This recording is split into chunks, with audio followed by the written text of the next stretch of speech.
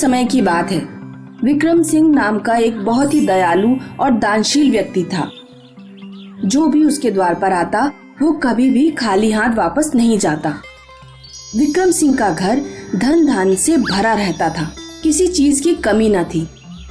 लेकिन उसे और उसकी पत्नी को बस एक ही बात का दुख था कि उनकी कोई संतान नहीं थी। एक दिन बहुत पहुंचे हुए ऋषि हिमालय से तपस्या पूर्ण करके लौट रहे थे। ऋषि ने विक्रम सिंह के घर पर भिक्षा मांगी। विक्रम सिंह की पत्नी ने ऋषि को बहुत प्रेम से भोजन कराया।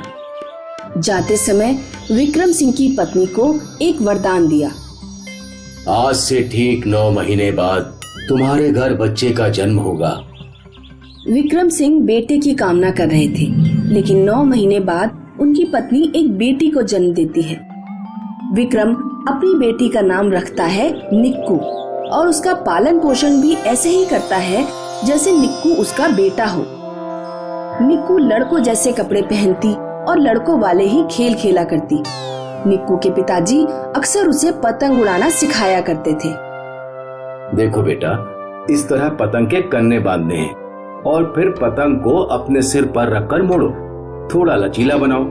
अब तुम पतंग को दूर ले जाओ, जब मैं कहूँ तब छोड़ देना। जी पिताजी।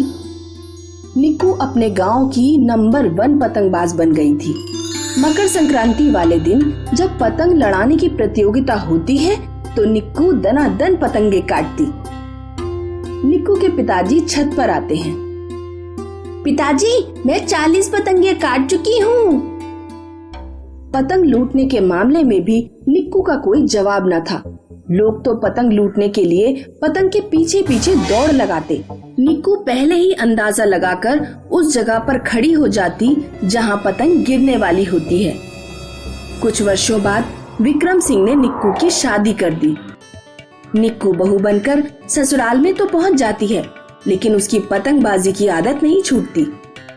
जैसा कि हिंदुस्तान में रिवाज है कि जब नई नई बहू घर आती है तो सास और गांव की औरतें बहू को मंदिर लेकर जाती हैं। जब निक्कू को औरतें मंदिर ले जा रही थीं, तो निक्कू की नजर एक कटी हुई पतंग पर पड़ जाती है। वो एकदम से घूंघट वगैरह सब उतारकर पतंग लूटने भाग जाती है। कहाँ जा रही है बहू? एक दिन निक्कू की सास निक्कू से कहती है, ले बहू, दूध गरम कर ले, मैं अभी नहा कर आती हूँ।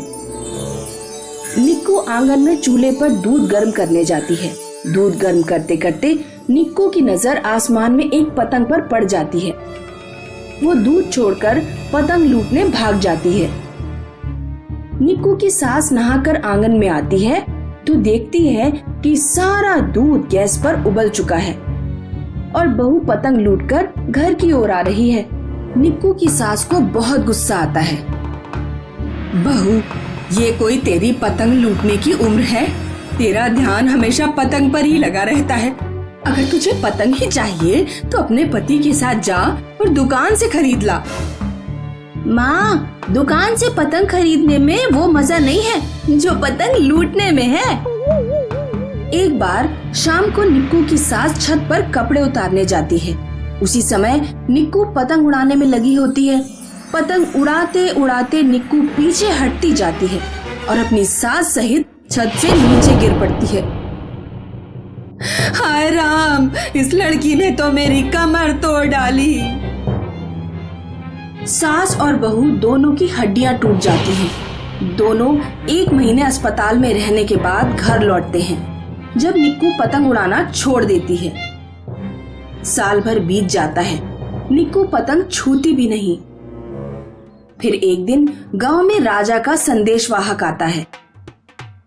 एक आदमी ढोल पीट पीट कर घोषणा कर रहा होता है, सुनो सुनो सुनो, इस रविवार को राजा ने पतंगबाजी की प्रतियोगिता रखी है। सभी प्रतिभागी अपनी पतंगे आपस में लड़ाएंगे।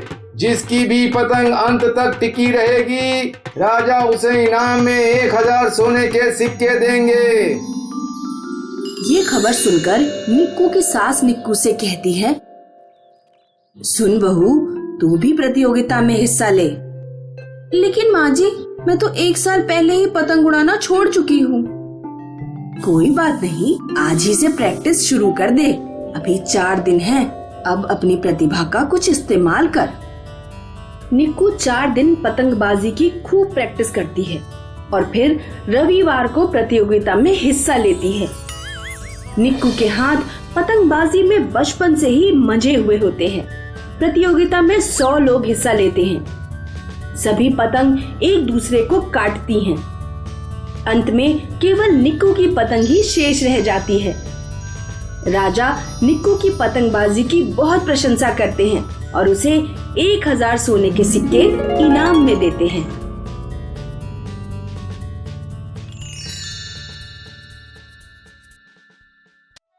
इस मॉडर्न वर्ल्ड में आज भी ऐसे लोग हैं जिनकी सोच रूढ़िवादी है, जैसे ये दीक्षित परिवार।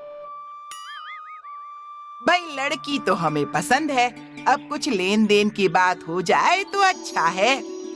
मैं एक रिटायर्ड पोस्टमैन हूँ। देने के लिए मेरे पास सिर्फ 4 लाख रुपए ही होंगे। अगर आपको सही लगे तो बात आगे बढ़ाते हैं। वैसे तो 4 लाख रुपए हमारे विवेक के लिए कम हैं, पर आपकी बेटी माया रूप रंग के साथ साथ पढ़ी लिखी भी है, तो हमें तो ये रिश्ता मंजूर है। बहन जी, मुंह मीठा कीजिए। माया के पापा को कहाँ पता था कि वो कौन सी आफत सिर मोड़ ले रहे हैं। वो तो इसलिए खुश थे कि उनकी बेटी की शादी एक अच्छे परिवार में हो रही है। कुछ महीनों बाद माया और विवेक की शादी अच्छी तरह धूमधाम से हुई। माया के पिताजी ने 4 लाख रुपए दहेज में भी दिए। शादी के बाद शशिकला अपने बहू से सारे काम करवाती थी और खुद आराम की जिंदगी जी रही थी। माया, अरे ओ माया, सुनाई नहीं दे रहा क्या? कब से कह रही हूँ मुझे प्यास लगी है, पानी दो। सुनाई नहीं दे रहा क्या तुम्हें? बेचारी माया अपनी सास की सेवा में कोई कमी नहीं रखती थी। कुछ महीने बाद माया प्रेग्नेंट हो गई। मुझे तो एक चांद सा लल्ला चाहिए जो मेरे खानदान का नाम रोशन करे। और अगर लड़की हुई तो? जरूरी है अपनी मनहूस जुबान से मनहूसियत टपकाने की। अगर लड़की हुई तो उसे लेकर अपने बाप के घर चली जाना, समझी? माया समझ गई कि उसके ससुराल वालों को लड़का चाहिए था। वो हर समय उससे लड़का होने की प्रार्थना किया करती थी। हे भगवान, मुझे लड़का ही देना, वरना ये लोग मुझे और मेरे बच्चे को जीने नहीं देंगे। मुझ पे कृपा कीजिए भगवान। आखिर वो दिन आ गया जब माया को हॉस्पिटल में एडमिट किया गया। विवेक और शशिकला वहीं चिंतित खड़े थे। कुछ देर में माया के पापा भी वहां पहुंच गए। मुबारक हो, आपको लड़की हुई है। ये सुनकर विवेक और उसकी माँ के चेहरे का रंग ही उड़ गया और माया के पिताजी का दिल बैठ गया। हे भगवान, अब क्या होगा? विवेक और शशिकला हॉस्पिटल से चले गए और माया के पापा अंदर गए। क्या उन्हें पता चल गया कि मुझे लड़की हुई है? हाँ, लेकिन इसमें तेरी क्या गलती है? तू रो मत, मैं उन लोगों से बात करूंगा, सब ठीक हो जाएगा। माया के पापा ने अपनी बेटी को संवारा। फिर वो अपनी बेटी के ससुराल गए और विवेक और शशिकला को समझाने लगी।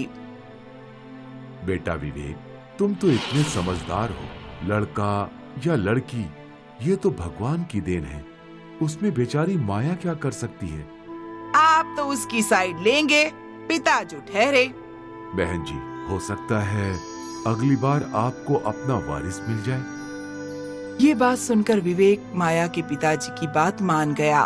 कुछ दिनों बाद माया और उसकी बेटी अपने ससुराल लौटे। माया को फिर से सारे घर के काम अकेले देखने पड़ते थे। यहाँ तक कि जब उसकी बेटी रोती थी, कोई उसे उठाकर लाड़ नहीं करता था। बेचारी माया ये सब सह रही थी। 1 साल बीत गया। अब माया फिर से प्रेग्नेंट थी। ससुर जी, मैं कहे देता हूँ, इस बार अगर लड़की हुई तो आप अपनी बेटी और उसकी बेटियों को लेकर अपने घर चले जाना। मुझसे कोई उम्मीद मत रखना। सभी लोग नर्स के आने का इंतजार कर रहे थे। आखिर मुबारक हो, घर में लक्ष्मी आई है। ये सुनकर माया के पापा रोने लगे और विवेक और शशिकला हॉस्पिटल से चले गए। अरे वाह, लक्ष्मी पैदा हुई है। तू क्यों रो रही है पगली? तेरा पापा अभी तक जिंदा है। चल रो मत। एक बार फिर माया के पापा ने माया को संवारा। माया के पापा माया को अपने घर ले गए। वो रिटायर्ड पोस्ट मास्टर थे, इसीलिए उन्हें पेंशन मिलती थी। पर अब माया की बच्चियों की भी जिम्मेदारी उन पर आ गई थी, तो आमदनी बढ़ाने के लिए वॉचमैन की जॉब ढूंढ ली। कुछ महीनों बाद, पापा मैं भी कुछ काम करना चाहती हूँ। तुझे बच्चों से फुर्सत कहाँ मिलती है? कुछ भी छोटा मोटा जिससे आपकी हेल्प हो जाए। मैंने कुछ सोचा है। क्या? मैं केक्स अच्छे से बना लेती हूँ। अगर आप मेरा साथ दें तो हम आमदनी बढ़ा सकते हैं। वो कैसे? मैं केक्स बनाऊंगी और आप बेचोगे, बस। ठीक है। अगले दिन से माया ने केक्स बनाना शुरू कर दिया। माया के पापा ये केक्स स्कूल के बाहर बेचने लगे। बच्चों को ये केक्स बहुत पसंद आते। देखते ही देखते माया का बिजनेस चल पड़ा। अब उसके पापा ने अपनी दुकान खोल ली। माया अब भी केक बनाती थी, पर घर पर नहीं, अपनी बेकरी में। फिर एक दिन शशिकला माया की बेकरी पर आई। अरे वाह, तेरे बाप के पास तो बहुत पैसे आ गए। लगता है विवेक को भेजना पड़ेगा तुझे वापस बुलवाने। शौक से भेजिए, पर सासू माँ पहले अपने बेटे का दाम बता दीजिए। मतलब आप तो यहाँ अपने बेटे को बेचने आई हैं, पर मुझे उसे खरीदने का कोई शौक नहीं है। समधी जी, देखिए आपकी बेटी क्या बोल रही है। आज पहली बार वो बिल्कुल सही बोल रही है। शशिकला के तो होश ही उड़ गए। वो शर्मिंदा होकर वहाँ से चली गई।